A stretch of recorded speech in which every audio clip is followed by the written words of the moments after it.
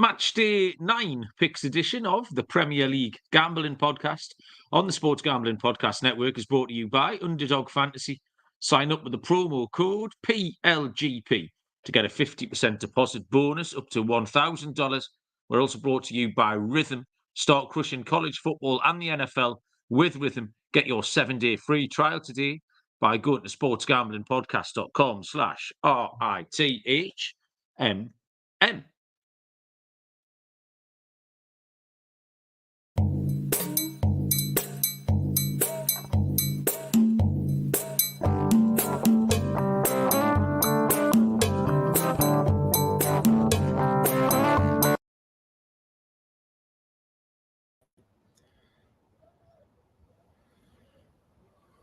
Welcome, everybody, to the Premier League Gambling Podcast on the Sports Gambling Podcast Network.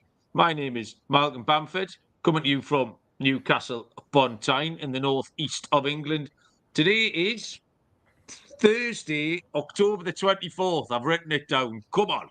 And we are here to have a little glance around what happened in Europe this week, but mainly get our teeth into the Premier League Matchday 9 fixtures taking place Friday through to Monday. It's a big 4-day bender this weekend. Joining us all the way from the cradle of civilization itself. What better place for a very civilized man? It's the first time he's been on time for 212 episodes, and it's because he's somehow found a quiet corner of Egypt. We can hear him, but we can't see him. It's pitch black. Mr. Barry Penaluna. Barry, what's happening? Yeah, it's not great for the YouTube viewers, but there you go. I am sat out on the terrace with someone bringing me beers, so it's all good. I'm away from the family because they're sleeping. It's now midnight here, so you know a little bit later in Egypt time. But it's a lovely night. It's probably getting down to about a chilly 24 degrees or something at the moment. I think midnight that is. Very nice. I mean, there's a little bit of, we can see a couple of palm trees maybe over your shoulders, Baz, there. Yeah, I mean, you might see the pool behind us as well. Yeah. The Red Sea's over there, but it's dark now. Not as red as your heat was last week. So, are you having a lovely time, Barry? Have you settled in a holiday mood? Yeah, settled in. It's been good. Been out snorkeling today. I done a little YouTube short after me snorkeling. That's good. Some nice coral and all that. I've got my little underwater camera, so I've been taking some videos and me little escapades under the sea. Good food, good drink, and a cracking hotel. Lovely pool, lovely weather, everything. So yeah, all good so far. Quite a chilled out couple of days. Going to start doing some trips soon. I'll do a boat trip, do a bit of quad biking in the desert, and then we're going to have a day in Cairo. So yeah, plenty planned. Oh, mate. I can't believe you didn't do an underwater pic, Barry, with your camera. I mean, come on. I'm not quite sure how that would work, but it might happen just yet. There's time for it yet. Like, you surely you could make some cards, couldn't you? And do you know what I mean? Yeah. I never thought of that. I could have printed some waterproof cards off before we came away. I should have thought about that. Well, get yourself down to the W.H. Smith's in Cairo, get some gear, and we'll have an underwater pic before your trip is out. I was on an exciting trip today, Barry, but it's not really as exciting as yours. Mine would be fascinating if you weren't in Egypt. Anyone who saw my YouTube short today, I was in Annan today, Barry. I made it to Gala Dean, the home of Annan Athletic. Nobody won 35 show points by guessing where I was this morning on Twitter. I absolutely love those little Scottish coastal towns, Barry. If anyone doesn't know, any of our American or Canadians, Annan is a little fishing port town on the west coast of Scotland, Dumfries and Galloway. So I had a lovely drive over. The sun was shining. I had SGPN playing the NFL pick show. So, yeah, life was good. I went to the Smokehouse, Barry, right down on the harbour. And I don't think this counts as Tory Scran particularly, because I'm a big smokehouse. I'm a smokehouse guy. Are you very fishy, Barry? I know you smoke everything. I don't mind fish. Yeah, I've had quite a bit of fish since I've been here, to be honest. So nice. yeah, I'm down with a bit of smoked fish, like. So I got some sea bass and I got 2 pairs of kippers. I've had the sea bass for me tea tonight. Again, I don't think it's totally scran. I fried it in some decent olive oil with some potatoes and some green beans. That was it, dead straightforward. But the other great thing about these little small Scottish towns, Barry, is the local bakery. I think the little Scottish bakeries, the Scotch pie. This is what I got. I got the Scotch pie and I got the macaroni pie. Now, I don't know why that exists in Scotland, but it definitely does. And it doesn't exist anywhere else. I don't know why they would take something. Clearly, it's macaroni cheese in a pie. Like, you wouldn't, in the house, stick a spaghetti bolognese in a pie, would you? Just doesn't make any sense. I'd have anything in a pie, Malcolm, you know me. That is true. So I got the Scotch pie, I got the macaroni pie, and I got 6 potato scones as well, Barry. And a large cup of coffee for like £6, by the way. You couldn't spend your money. But the macaroni pie is absolutely up there with God's creation. And they don't piss around with things to choose from in the Scottish bakers. You could get the Scotch pie, the macaroni pie, and the sausage roll. That was it. 3 options. You haven't got 15 different things to choose from. You can have one of those 3 things. That's quite a contrast to my day, where I literally have about. It's quite a contrast to my day, where I literally have about 30 options at all hours of the day. Like, you just seem to be eating every 3 hours. It's like breakfast, and then it's lunch, and then it's like afternoon snacks, and then it's dinner, and then there's like a midnight offering. There's a restaurant opens at midnight doing more food. It's like, and the kids just don't want to miss out on it. They feel like they're missing out if they miss a meal. Yeah. I have to say I'm missing breakfast tomorrow because lunch is more important. I feel like I'm spoiling my lunch by having like a 10 o'clock breakfast and then going for lunch at like 12:30. I don't need lunch at 12:30, but I'm not going to miss it because there's some lovely food out there. Too many options. Too many options. Your holidays, Baz. By the way, I was in Wroclaw with you, and I saw you have a meal every 90 minutes for 3 days. So don't come that bollocks for me that you have to space it out because I'm not buying it. You shouldn't be selling it.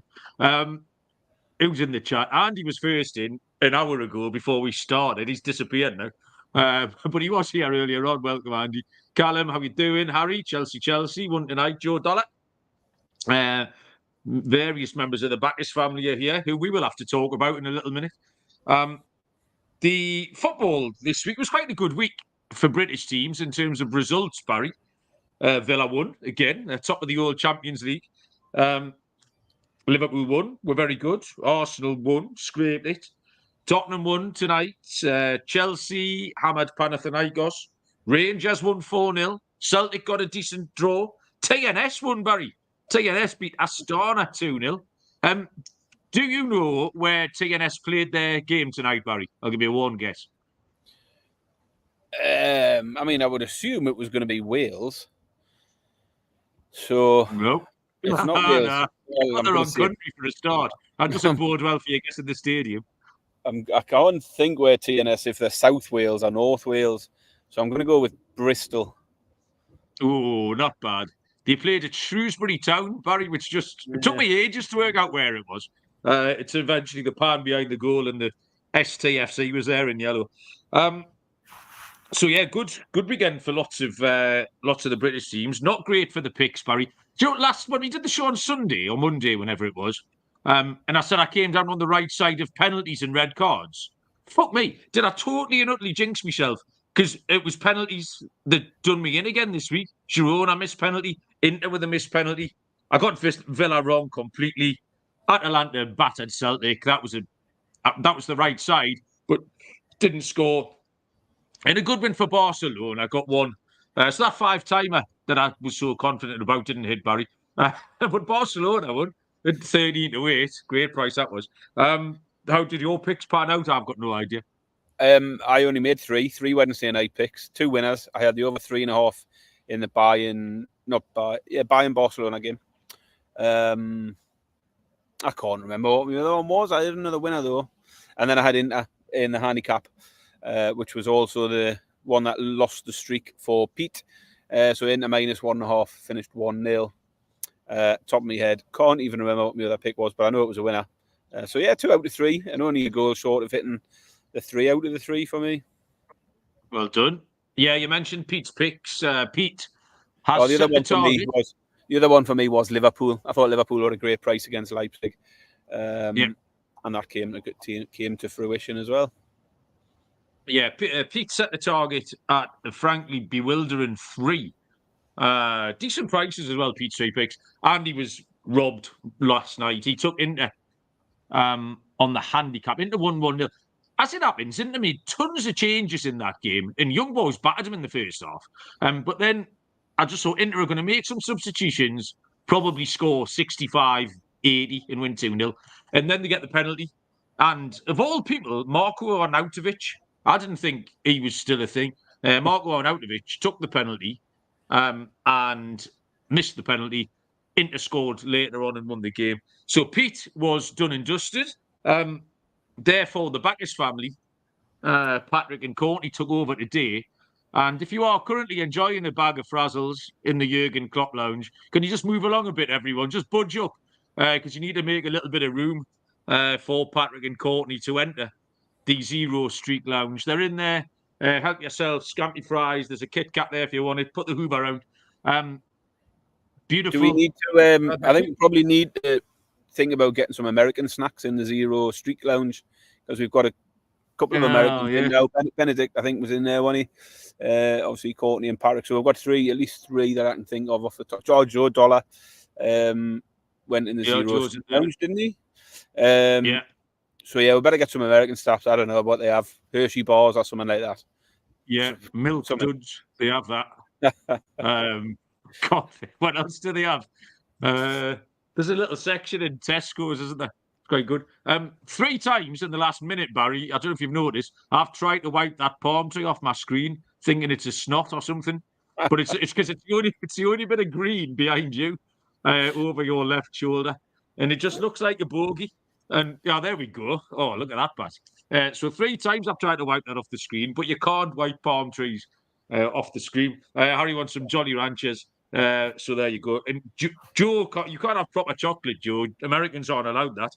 It sends them mad. They're like dogs. It'll kill them. So that's the end of that. So we do need a listener. If you want, if anyone's around and wants to play. Otherwise, I'll find someone tomorrow, because we've got a big weekend coming up. We can go Friday all the way through to Monday and beyond. Steve Gregory straight in slagging off Hershey's in the chat. Steve, how are you doing? Welcome along.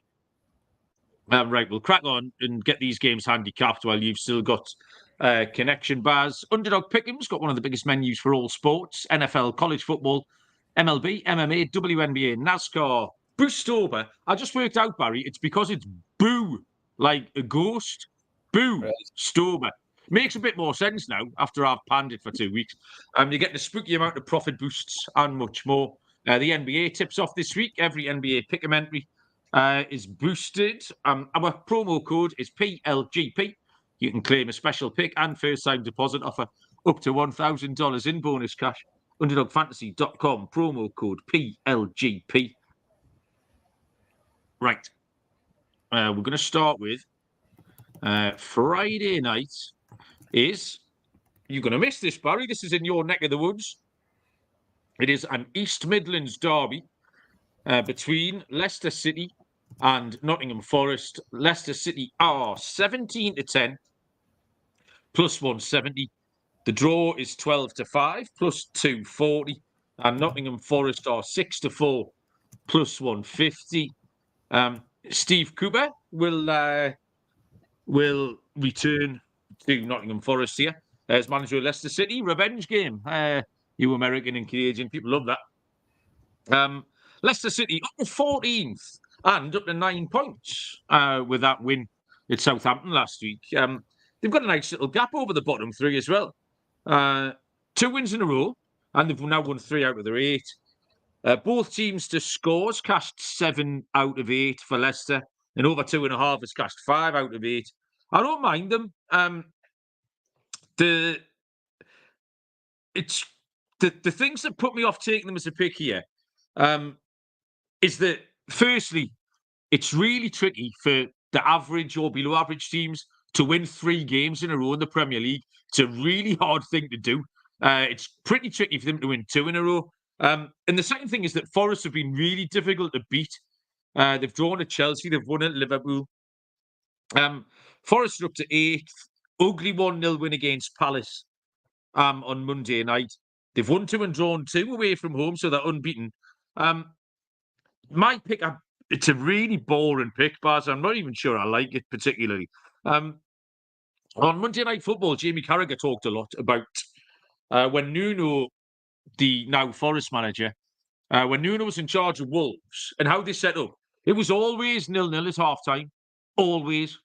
They just set up to totally and utterly stymie the game, grow into it, make themselves competitive, and blow me down if that's not what Forest have done. That's Forest's identity at the moment. 5 of their 8 games, Barry, have been 0-0 at half-time, including the last 3. What I've done is I've put a little safety net in. I've gone for the first half goals as under 1. So we'll get a push at 1.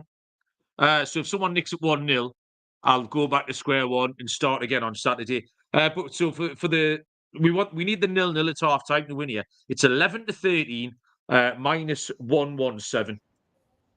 So that's going to be my cheeky little play there, Barry. Yeah. So my handicaps of these games are very brief because I've done them in about the space of half an hour, waiting to come on here. Because I've got better things to be doing, to be honest. But yeah, I agree with you. As always, we will make a pick on every Premier League game. Bit torn on this one, really. I started off liking Forest at 11-8. I just think they're a better side and they're in better form. I know Leicester have won 2 in a row, but a little bit of good fortune in amongst there as well. But then the unders in the Forest game has been a standard play for me. I think it's hit in 6 of 8 or something for Forest so far this season. Not many goals. But at the other side of that, Leicester have not failed to score in a game yet. So if Leicester get 1 here, it's then have Forest got enough to score 2 because they haven't scored many goals. All low scoring, all tight games for Forest. I think they've only scored 2 goals once all season. So I think the under appeals, but that then pushed me away from Forest because of the fact Leicester are always scoring. So I think this could be a 1-1. I was surprised you didn't take this potentially as your 1-1 of the week, but I'm going to go for a draw. I am going to go for a draw here. I'm going to take a big price to start off with, 12-5 for a draw between Leicester and Forest. I just really wanted to get that Wolves angle, the Forest and Wolves, the Nuno angle out there is something that we can now talk about and notice. Because I thought you were going to go to the half-time draw when you started talking about it, and I was sitting there thinking, actually, I would prefer a half-time draw than what I've gone for, the full-time draw. But I've got the bigger price, so I'm all right with what I've done. Yeah, I don't know why I've put that safety net in there, Baz, frankly. It seems slightly off the ladies' menu, but I've done it now, so I don't know what to tell you. Next up is... Oh, hang on a minute. There's no early kick-off on Saturday. That's gravely disappointing. Ooh, how many 3 o'clock kickoffs are there? 3 o'clock. How many 3 o'clocks are there? 3 o'clock? Hang on. I'll just count them up, bud. Courtney loves this. Are you ready, Courtney? 3 o'clock kickoffs on Saturday. There's 1, 2, 3, 4. There's only 4, Barry. Ooh, that's not a lot, that, is it? I don't know what's going on here. I've got Married at First Sight on the telly, Baz. And Callum doesn't like it. What's wrong with it? It's better on mute. That's how I'm watching it. First up, Aston Villa take on Bournemouth. Aston Villa are 9-10, minus 111. The draw is 29-10 plus 290. Bournemouth 27-10 plus 270. Barry. You caught me out there because I told you to lead off on all the games because I haven't got a lot to say. Oh, that's fine. Yeah, go on, mate.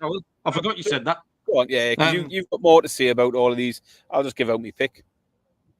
No bother. Right, there's quite a lot of what I see as trap games on this slate. And what I mean by that is, I think I've got 5 games here out of 10 where I've got the better team, quite clearly the better team at a really good price.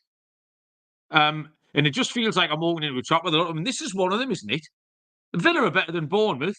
No one's disputing that. Villa are at home, and Villa are 9-10. I don't know why you just wouldn't pick it, but I could do this 5 times, so we'll see at what point we're going to get tripped up. as we go through this. Villa, a good game with Bologna the other night. Bologna did miss some chances. I was slightly frustrated. And there was a little bit of fortune about Villa's opening goal. It was a free kick that sailed all the way in. But you can't knock it. They've kept another clean sheet in the Champions League. They're top of the league. Those that league thing, I was watching Man United earlier on. The commentator said, well, this point should keep them in the top 24. And it just made me laugh as a stupid thing to say. The old system stuff. But Villa considerably better than Bournemouth. Villa's last home games, in 2 of the last 3, they've beaten Bologna, they've beaten Bayern Munich. The 0-0 draw with Man United was the only worry. But that was after that Munich game, and they did throw a lot into that, physically and emotionally. But they did rotate a bit the other night as well. John Duran got his game, so Ollie Watkins was well rested. I thought Villa would be about 4-6 here, Baz. I don't mind Bournemouth. They took advantage of the red card last week, but they're bang average. Villa are better than Bournemouth. Villa at home. Villa are a nice price. I'll take Villa back.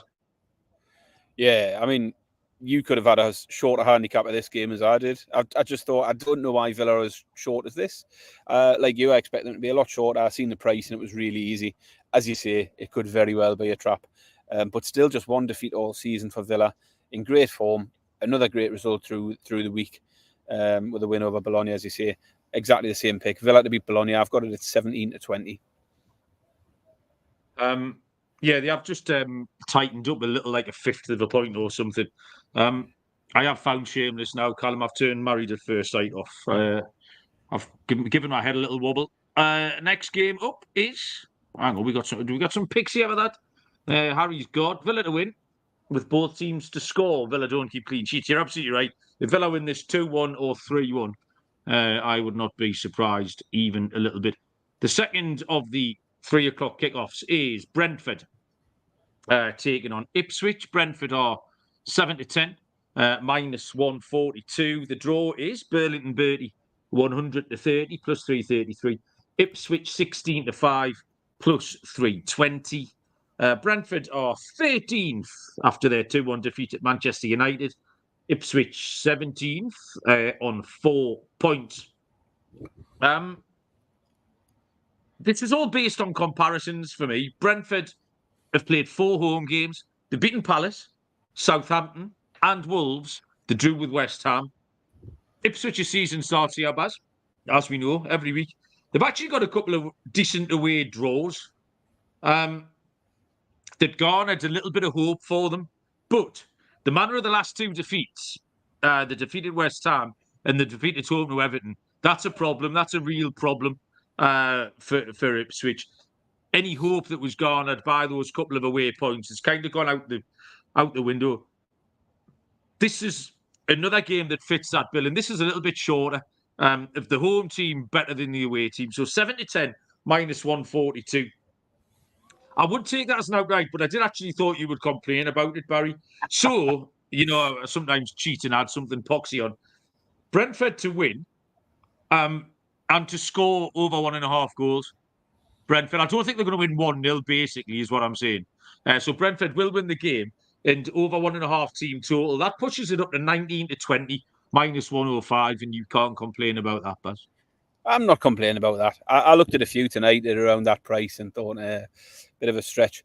I've gone for goals in this one because I like the both teams to score in Brentford games. 6 in a row, I think, have hit both teams to score now for Brentford. They're just not keeping clean sheets. And 5 of those have also went over 2.5 goals. Ipswich, as you say, I have no problem with you fading Ipswich. I think it's probably the right thing to do. But I wouldn't back against them getting a goal there just because Brentford can't defend. So I've gone for the over 2.5 and both teams to score. Because the overs on its own, or the both to score on its own, are both 4-6, which is a little bit too short. So over 2.5, both teams to score between Brentford and Ipswich at even money. Nice. Yeah, Courtney and Patrick are going for Brentford, Ipswich over 2.75 on the Asian total at a price of minus 130. Nice, some American odds there, an American pick. Next up is the third of the 4 3 o'clock games between Brighton and Hove Albion. and Wolverhampton Wanderers. Brighton are 3-5, -166. The draw is Burlington Bertie, 100-30, plus 333. Wolves are 4-1. I came out I obviously watched Brighton last Saturday in person, and I kind of came out a little bit more confused than I was anyway. They've had back-to-back wins, but the back-to-back wins have come in a totally different pattern and style. They had the 3-2 turnaround against Tottenham, which was goals galore, madness, circus act stuff. And then they had the really pragmatic 1-0, defend like badgers, nick it, not cheat, so I was harsh, manage the game, fucking cheated. All of that. So it's really hard to know which one of those. You can't really hang your hat on either of those. They had no wins in 4 before that. 1-2 drawn to at home. I mentioned it last week. They have got quite a big squad. They left a load out last week. There was people I was looking forward to seeing. Minte, for example. He never got a sniff. But they still had tons of identical replacements to come in. Wolves offered absolutely nothing against Manchester City. I think you could look at that result, just look at the final and see how they lost 2-1. They must have given a good account of themselves. They didn't give a good account of themselves at all. They scored first somehow, and at no point did they have any interest in getting involved in that football match. I thought they were absolutely cack. The fact that they're still in the game at 94 minutes or whatever it was absolutely flattered them. So I'm not giving them any credit at all for that. They were rubbish. 1 draw and 7 defeats in their 8 games. Wolves have played 4 away games, Barry. They've lost 3 of them on the handicap. I think Brighton are in a good place, physically, mentally. I think they can stuff Wolves here. I'm going to take Brighton on the handicap. -1.5 is 17-12, plus 142, Barry. Yeah, don't mind that. I've just seen Harry's pick in the chat, which is Brighton to score both halves, 2.25. So what's that, 5-4? I do like the sound of that as well. I have gone for goals in this one. Over 3.5 again. I shot myself in the foot doing that last week. And the problem probably was the fact Newcastle were involved in it as well. But Wolves have only failed to score once all season. Scoring hasn't been a problem for them. It's the sheer amount they're letting in at the other end. 33 total goals Wolves have conceded now in 8 games. That's an average of 4. Brighton have scored 16 in the last 4 games now. So that's an average of 4. So the over 3.5 is easy because I've just found the stats that fit that, looking at the games I want to look at to sell my pick here. But yeah, I'm going to go for goals. I think Wolves will score, but I think your pick's perfectly in there with that. I think Brighton will, a 3-1, 4-1, 4-2, something like that. But I think there'll be a few goals in this one. Wolves will get on the score sheet and probably get beat. Over 3.5 between Brighton and Wolves at 11-8. Nice little price.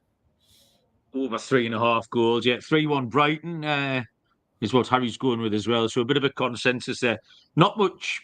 I sort of came into that game. I thought, I wonder if I can find a Wolves angle. But they were a shit price.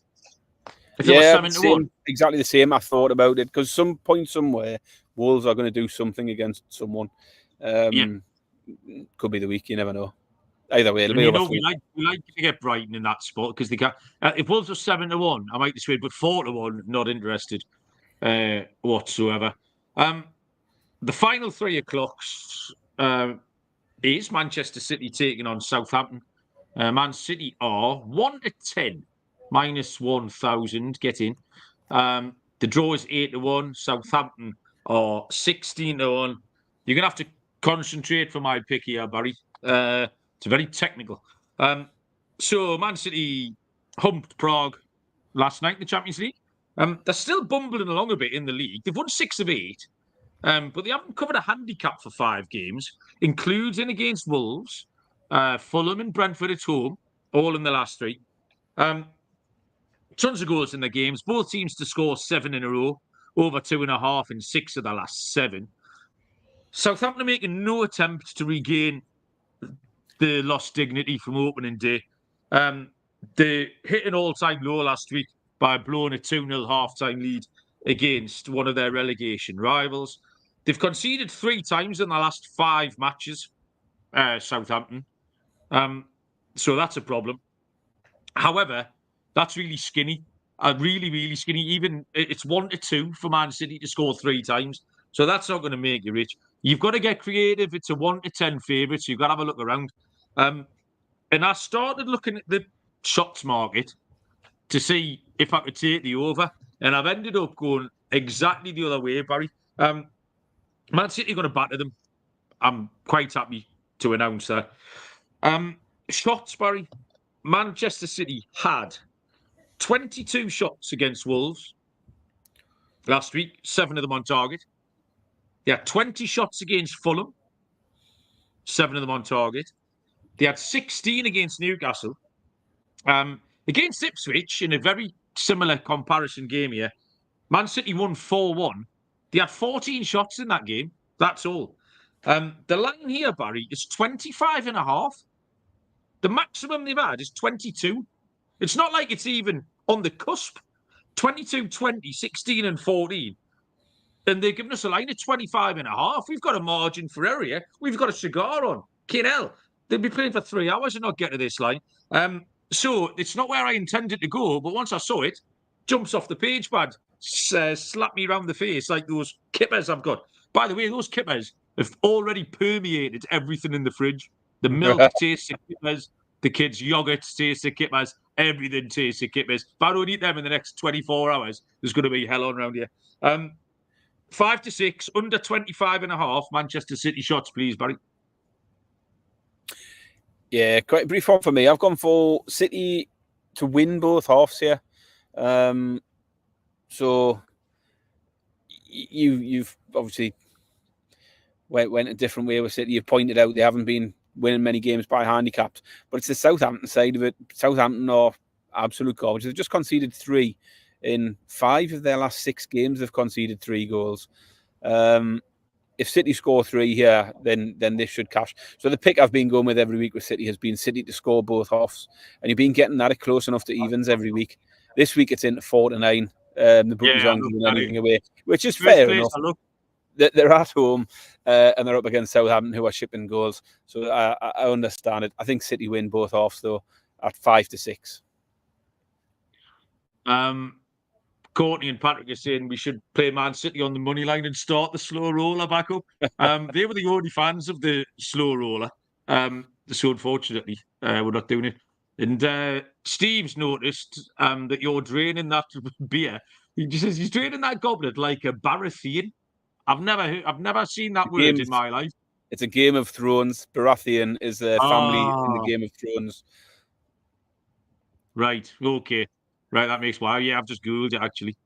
Members of the family tend to be tall and powerfully built, Barry, which if that doesn't describe you, I don't know what does. I've seen you drink a lot of beer in your time, Barry. That is something you do not have a problem with, is it? Shifting the old ale, Baz. No, I've shifted quite a bit today. Although I've been mixing it up, like, you know, I've had the odd cocktail, vodka slushy, bit of everything really. Wine, white wine, red wine. Today, I reckon I've had white wine, red wine, some fizz, multiple cocktails. Probably tried 7 or 8 different ones today. A vodka slushy, and of course, lots of beer. So I've done all right today. Stay hydrated, Barry. It's very hot. I've had a few bottles of water. Don't worry about that. American people can't really comprehend alcohol. It's not something that and chocolate. They're not allowed that either. BetUS, the best in the business. BetUS has been around for more than 30 years. You can use crypto to deposit. You get really fast payouts. BetUS is live with Trick or Treat on Horror Street from now until Halloween. BetUS are offering daily promotions and a raffle entry to win a sports or casino prize pack. Every $200 deposit gets an entry. Bet we like on BetUS this week is the Dolphins to cover the handicap at the weekend. Absolute smash spot for Miami.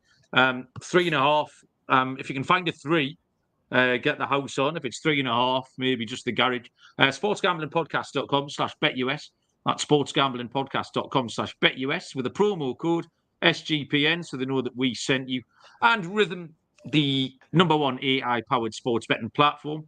Rhythm allows you to build your own model, or you can use one of the top-performing models, moneyline spreads, totals, and props, all under control. The NBA models are live as well. Claim your 7-day free trial today by going to sportsgamblingpodcast.com/rhythm. That's sportsgamblingpodcast.com/RITHMM. Right.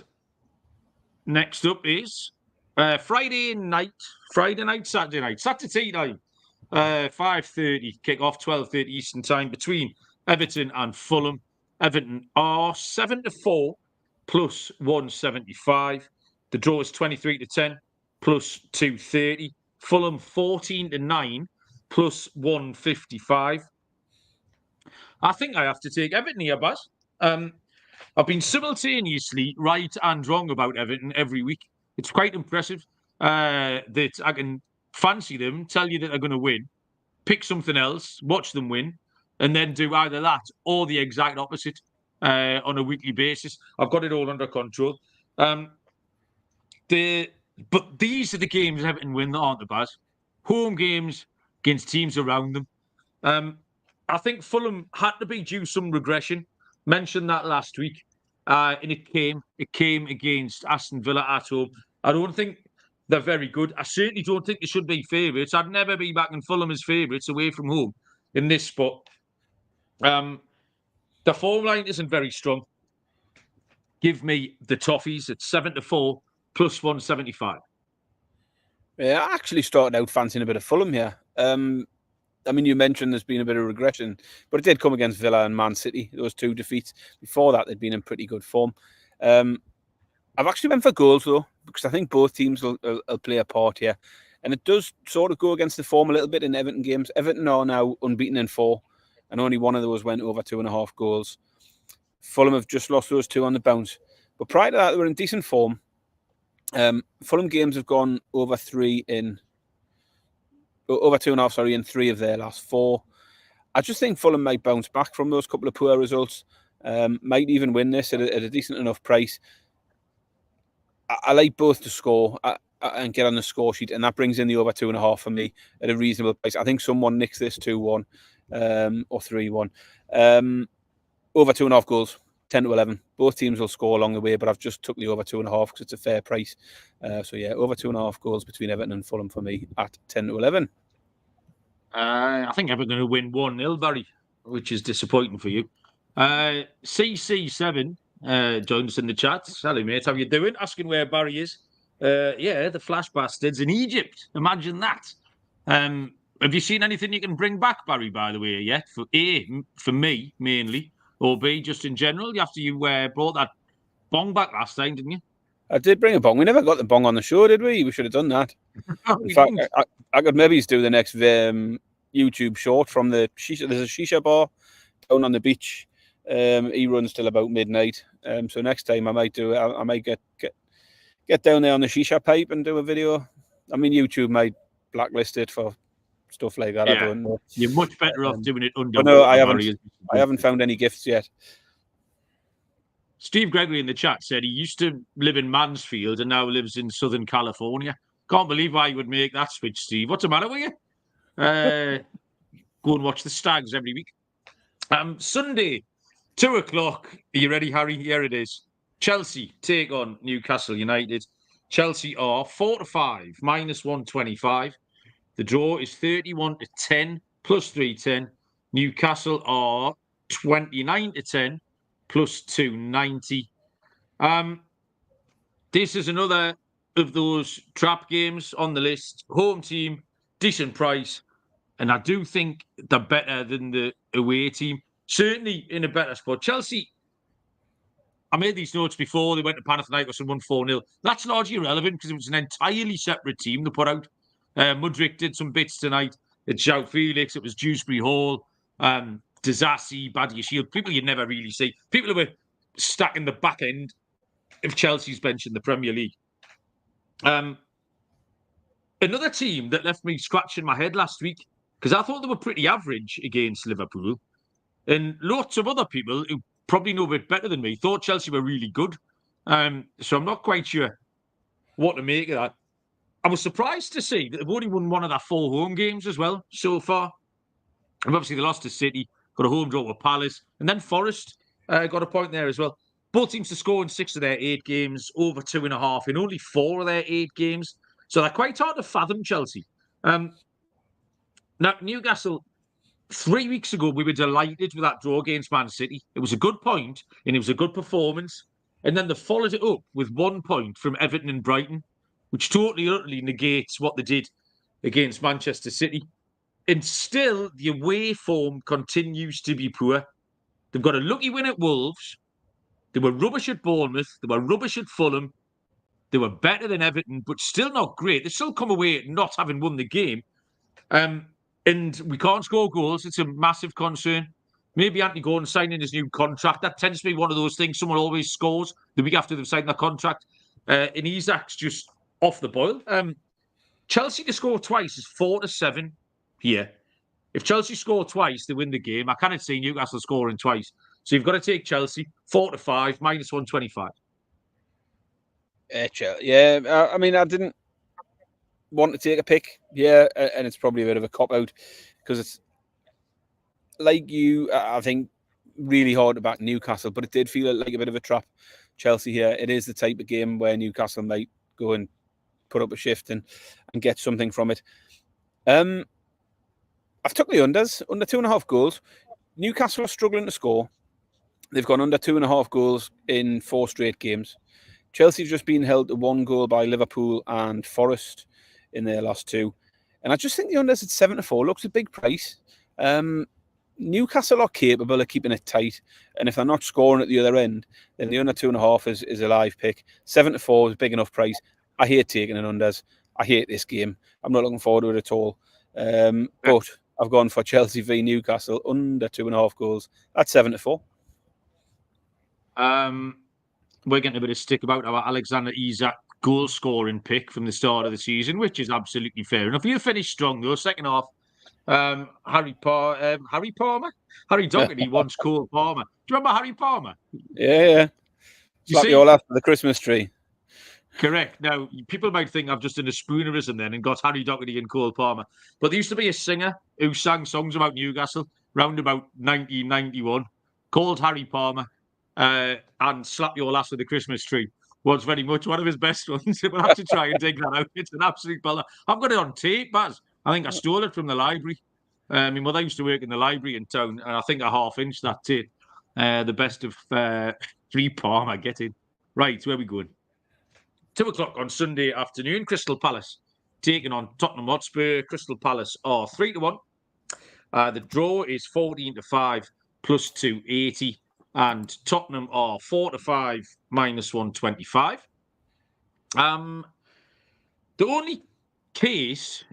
The only argument you can make for Crystal Palace is that the opposition is Tottenham. That's Palace's case. Because you can't take anything Palace have done and turn that into a compelling argument for them winning this game. You can say any team's playing Tottenham, so they might win. That's it. That's all you've got. So at no point am I interested in Palace. They were rubbish again the other night. What they got for points-wise? 1 or something? Anyway, something shite. No, they've got 3 draws and 5 defeats. So, yeah, they've picked up 3 points. They've only scored 5 goals as well, by the way, in 8 games, Crystal Palace. You can't bet them. The question is, can you trust Spurs? To win football matches, the answer is no, you can't really trust Spurs. They won tonight. They beat Alkmaar 1-0. Now, they have one of the three of the last 4. They've scored 13 goals in those last 4 games. Even the defeat was a 3-2. So what you can trust Tottenham to do is score goals. And I've just explained to you that Palace can't. So if Tottenham score goals, that should be enough. That's it. That's all you have to do here. So I'm going to take Tottenham to win at 4-5, -125, because you can definitely trust them to score goals. So yeah, give me Spurs. That is another one on that list of trap games, Barry, that we're going through with Aston Villa, Brentford, Brighton, Chelsea, add Tottenham to the list. Just wandering into these holes all over the place. Yeah, and I've gone the same way. I've probably walked into the same trap. Spurs at 4-5. I just don't think there's any bad luck in the Palace form. I think they just generally haven't been very good. Spurs have been good in patches, and it might be enough if they can just turn up for part of a game and get a couple of goals, as you say, that'll be enough. The form is all in Spurs' favour, I think. So I've taken the same. Spurs at 4-5 to beat Palace. Is the Spurs corner your ladder this week, Barry? It is indeed, yeah. Steve Gregory's got in there first, hasn't he? Well, I was just going to read out the odds because there's a few people in the chat want the Spurs corner, so I was going to go down the list there, but I will not steal your thunder, Baz. Yeah, we'll let you get I've got the odds. I've got the odds typed up. It's fine. Next up is a 2:00 kickoff on Sunday. I should have counted these up as well, shouldn't I? That would have been nice for everyone. 2:00 Sunday, West Ham United take on Manchester United.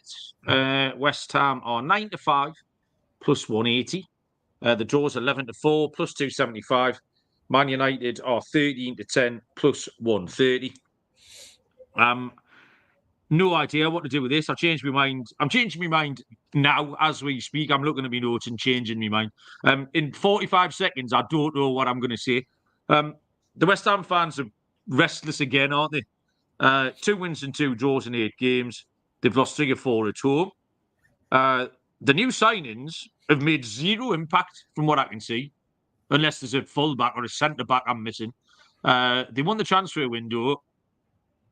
0 impact from any of those people. Kudos is suspended for going Raj last weekend. They folded alarmingly against Tottenham as well. It was quite funny. Man United made it up to 12th with a 2-1 win against Brentford. Probably deserved in the end. Now, both teams to score in only 2 of 8 Man United games. On the road, they've won 1, drawn 2, and lost 1. Watch Man United tonight. And again, I don't really know what to make of it. They were horrible in the first 20 minutes. Fenerbahce were all over them. But then again, once it settled down, Man United scored a really good breakaway goal. And once it settled down, you kind of understand how that happens away in Fenerbahce because it's wild. Alan St-Maximin was running riot. The crowd were all up for it. That Fenerbahce team, by the way, was like it was like Soccer Aid. It was like old Premier League players. Alan St-Maximin played. You had Fred and Amrabat playing, holding midfield for them too. Who else was playing? That fella, the centre-back for Leicester, who looks like him out of Shrek, the Prince, Soyuncu, he was playing. The right wing I used to play for Blackpool and QPR, Dusan Tadic. It was like a little Soccer Aid situation. Probably a decent comparison, actually, Fenerbahce v West Ham, sort of below average Premier League footballers. Man United have kept clean sheets in 3 of their away games, Barry. And I think they can nick this. They left some of their more important players out tonight. Garnacho started, but Højlund came off the bench. There was no Bruno. I don't know if Bruno was fit or not, actually. The Højlund and Garnacho scoring last week was positive for them. That's one of the ways Man United could start putting a little string together if they're capable. I've just got a nagging feeling Man U could nick this in a bit of an ugly one. So I'm going to take Man United at 13-10 plus 130. Yeah, I'm not backing Man United, Malcolm. Fuck that. No, that's not having none of that. However, if they nick it in an ugly one, then I might still be okay. I've taken the under 2.5 goals. It's that both teams to score. You said both teams to score. Has hit only twice. I've wrote down both teams to score. No has hit 6 of 8, which sounds better for me because I'm going for unders. Just shows how you can skew a stat. Yeah, Man United keeping clean sheets enough. West Ham don't fill me with any confidence. They have been shut out only once, West Ham, but and they've funnily enough just had back-to-back 4-1s, which doesn't bode well for my pick. I just think it could be a bit of an ugly, tight, low scoring. Someone nicks it by a single goal. Man United under 2.5 goals at 11-8. Fernandes was suspended, wasn't he, for kick that Sporting Lisbon player in the canister last time. Yeah. So he's a 1-match ban. So he'll be nice and rested as well. So yeah, the players that they need to play, I'd say Garnacho, Højlund, Fernandes will be in. West Ham is struggling. Okay, thanks for that, Courtney, pointing it out. The last game on the card here is a beauty. There's no Monday night football. I was talking bollocks earlier on. The last game is on Sunday afternoon, 4:30, 11:30 Eastern. It is Arsenal taking on Liverpool. Arsenal 6-4 plus 150. The draw 9-4 plus 225. And Liverpool are 15-8 plus 187. Yeah, big old game, yeah? Arsenal scuffling along a little bit. Lost at Bournemouth. Strange wins against Leicester in Southampton at home before that. I thought they did okay against Manchester City before the red card. They played well. I just don't fancy them very much in a tight game. They sneaked past Shakhtar on Tuesday night 1-0. And one of the key components in handicapping this game is the injuries. Absolutely. Arsenal are going to miss injuries and suspensions. Saka, I think, is going to be out. I'm not sure about him. Odegaard, definitely going to miss. And Saliba is a huge miss. If Kiwior has to play, Kiwior was an accident waiting to happen last week against Bournemouth. And if there's one thing Liverpool have got, it's these dynamic forwards that can absolutely expose Kiwior at the back. Liverpool have won 7 of 8. They were good against Chelsea last week. I think you agreed, Baz. I think you sort of came down on my side of the fence with that. I was very impressed with the win in AC Milan a couple of weeks ago. Really good performance in Leipzig the other night as well. 1-1-0. Could have been more. So the unders I was interested in, just because both teams have scored in only 2 of their 8 games, and over 2.5 is only hitting 4 of their 8, but it's actually quite skinny. It's even money. So I got away from that. Liverpool might just turn out to be very good, Barry. Arne Slot might have them on a title charge. And there's not very many occasions they're going to be 15-8 if they do turn out to be very good. Arsenal appear to be at a bit of a crossroads. If they keep rolling out 4 centre-backs and 3 CDMs, Liverpool have got the tools to dismantle them here. I'm going to take Liverpool at 15-8, Pat. Like it. I almost went there myself. I pivoted just slightly. But yeah, I'm warming to Liverpool as the season goes on. And I'm getting colder on Arsenal. And for a lot of the reasons you mentioned, the injuries is one thing they've managed to avoid for quite a while, and all of a sudden they haven't. And they look a little bit more vulnerable. Liverpool is a dog. You can get 2-1 if you shop around. They've won 8 in a row, Liverpool. And they've won 11 of their 12 games this season. Arsenal, as I say, they just look a little bit more vulnerable out of the 2. It's a bigger test for Liverpool than they've had in the Premier League yet, but a 2-1, worth a punt. I just took a slightly different route. I've took the team total, which again is a really attractive price. I think Liverpool to score 2 or more here at 6-4 is my pick. Okay. Yeah, again, I think they're probably unlikely to win 1-0, so nice angle in, Baz. Liverpool win is Harry's pick. He's with me. Steve wants Liverpool double chance and under 3.5, which is another angle in. I think Joe's big and mischievous. Joe's an Arsenal fan. Arsenal red card and the draw. That'll be a nice price, Joe. If they lose their discipline again. Well, Barry, that's all the games in the book. Exotic stuff. Did you have time today in between swilling 17 different alcoholic drinks to make your exotic picks? No, all I've got is my lock and a ladder. Okay. Go on then. Give us those. My lock is Villa to win against Bournemouth. Villa to win at 17-20. As you say, there was a few around that price this week that you could have gone for as a straight up pick, but Villa's the one I like at home against a Bournemouth team that I don't think are as good as the books seem to think for this week. And my ladder is, we've already had a spoiler for that, is the Spurs corners, which continue to be on absolute fire. 13 they hit last week. So that's where we'll go all the way up to this week. We start off at over 6.5. Over 6.5 Spurs corners at 13-10 plus 130. Nice plus money price. 7.5. Over 7.5 is 9-4 plus 225. Over 8.5, 15-4. Over 9.5, 13-2. 10.5, 10-1. 11.5, 14-1. And we'll top it off with over 12.5 Spurs corners, 20-1. Bosh. Nice, 20-1, Baz. Love it. My lock is going to be Tottenham. I'm going to stay in that game. I think Tottenham will beat Palace 4-5. Minus 125. Underdog is Everton. Wrong team's favourite. I can't have Fulham favourites away from home. I mean, shite away from home for years. Everton at 7-4. Anytime goal scorer is going to be Ollie Watkins. We've taken the same games here, Baz, in terms of locks and ladders. I think Villa will win. And Watkins got a little breather. And him and Duran, this competition thing, we're talking about Isak not doing anything because Callum Wilson can't be arsed.